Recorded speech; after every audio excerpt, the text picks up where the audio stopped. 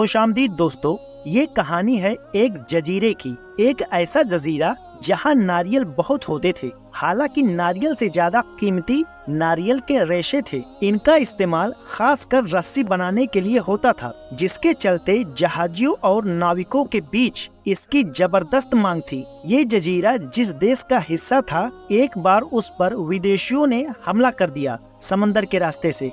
ये आइलैंड एक देश के किनारे था। उन्होंने जब देखा कि इस जजीरे पर नारियल के रेशों की भरमार है, तो वो टूट पड़े इस आइलैंड पर और कब्जा कर लिया। इस आइलैंड में रहने वाले लोग बहुत परेशान हो गए। उनके बहुत से लोगों को मार दिया गया था, लेकिन उस वक्त उनके पास हथियार भी नहीं थे। वो बदला लेते भी तो कैसे?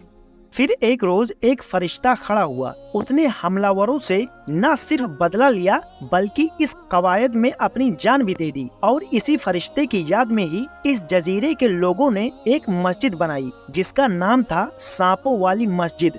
ये मस्जिद कहाँ है, इसका ये नाम क्यों पड़ा, इस कहानी में यही सब जानेंगे। पुर्तगाली जब पहली बार भारत आए, तो उन्होंने ये सफर पानी के जहाजों में तय किया। इसी बीच उनकी नजर पड़ी लक्षद्वीप पर। लक्षद्वीप समूह में 39 द्वीप थे, जजीरे थे, लेकिन इनमें से सिर्फ 10 ही ऐसे जजीरे थे जिन पर इंसान आबाद थे। और इनमें सबसे खास था अमन देवी द्वीप या आमिनी द्वीप।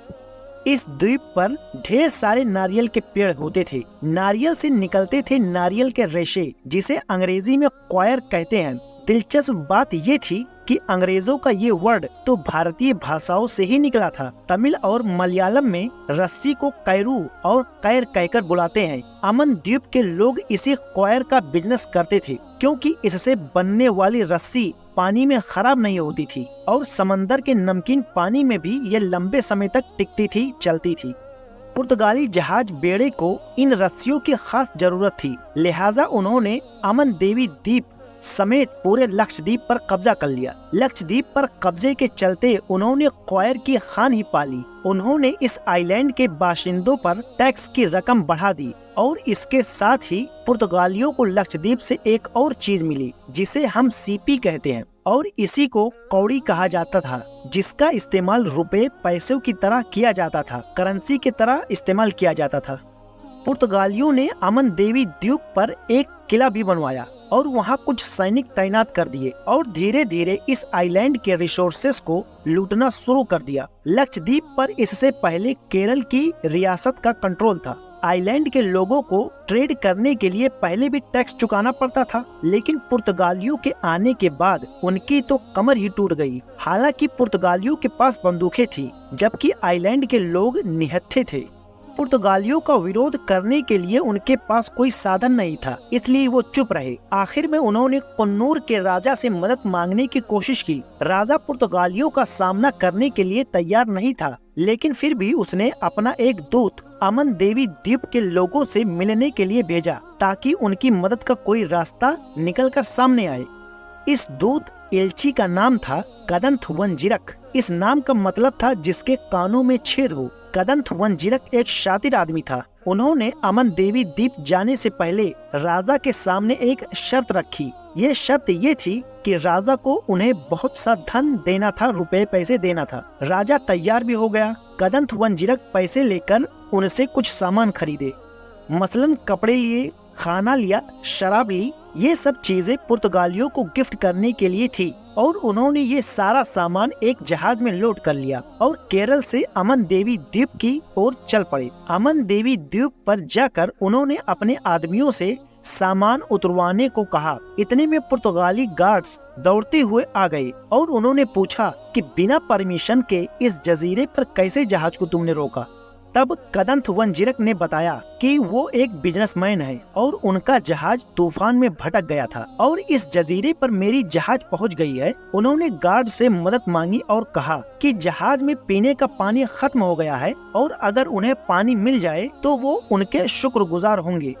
गार्ड्स जहाज को वापस रवाना करने की सोच ही रहे थे कि उनकी नजर उन उतरते हुए सामानों पर पड़ी। उन्होंने देखा कि उसमें खाने पीने की बहुत सी चीजें हैं जो इस आइलैंड पर मिलती ही नहीं, अगर मिलती भी है तो बहुत ही मुश्किल से मिलती है। उनके मन में फिर लालच जागा। वो कदंथ वंजिरक को स्टेशन चीफ के पास ले गए और स्टेशन चीफ के सामने फिर वही बात दोहराई गई।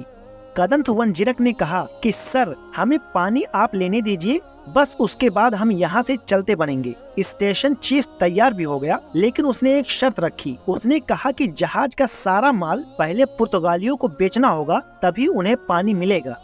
कदंत वंजिरक को इसी बात का इंतजार था, लेकिन फिर भी उन्होंने दिखावे के लिए कुछ ना नुकुर किया कि मैं अपना सामान नहीं बेच सकता यार, क्योंकि मुझे इसे दूसरी जगह ले जाना है। लेकिन आखिर में वो तैयार हो गए। उन्होंने सिर्फ सामान ही नहीं बेचा, बल्कि उन्होंने पुर्तगालियों से वादा भी किया कि वो उन्हें बड़ी शानदार पार्टी भी देंगे। शाम को पार्टी हुई, जिसमें सारे पुर्तगाली सैनिक शामिल भी हो गए।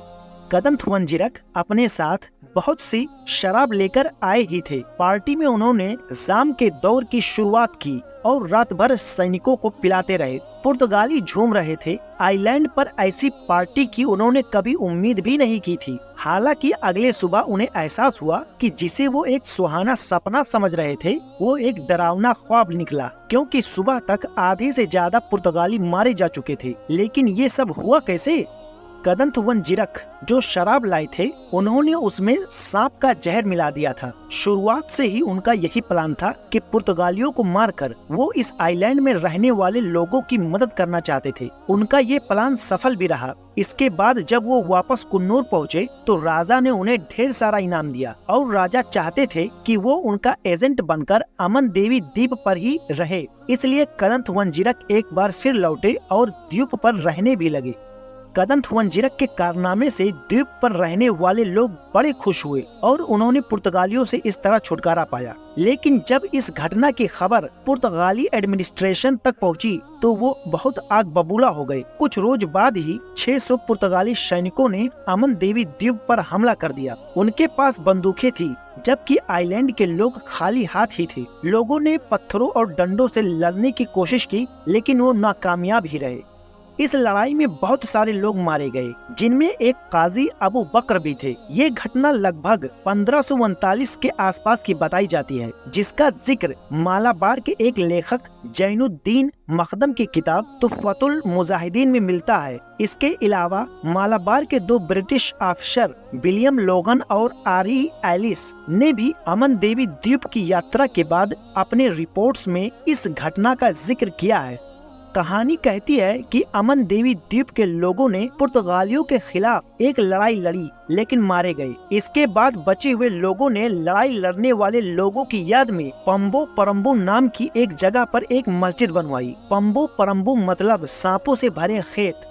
वहाँ के लोगों की कहानियों के मुताबिक इस जगह पर जजीरे के लोगों ने सांपों का जहर निकाला था और यही जहर शराब में मिलाकर पुर्तगालियों को पिलाई गई थी। इसी के चलते इस जगह पर बनी मस्जिद को नाम मिला पंबो पल्ली, यानी सांपों वाली मस्जिद। समय के साथ पुर्तगालियों का लक्षद्वीप में दिलचस्पी कम होती गई और उन्होंने इस जजीरे को छोड़ भी दिया। इसके बाद ये जजीरे वापस कुन्नूर के राजा के कंट्रोल में चले गए। हालांकि लंबे समय तक इन द्वीपों पर लूटपाट चलती ही रही। 17वीं शताब्दी में फ्रेंच और ब्रिटिश समुद्री लुटेरों ने लक्षद्वीप को अपना अड्डा बनाया। कई बार इस द्वीप पर रहने वाली महिलाओं को अगवा भी किया गया, जिनकी कहानियां आज भी लक्षद्वीप के लोगों की कहानियों में याद की जाती है। उम्मीद करता हूं कि आप लोगों को ये जानकारी पसंद आई होगी। तो वीडियो को लाइक, शेयर और चैनल को सब्सक्राइब कर लें। शुक्रिया।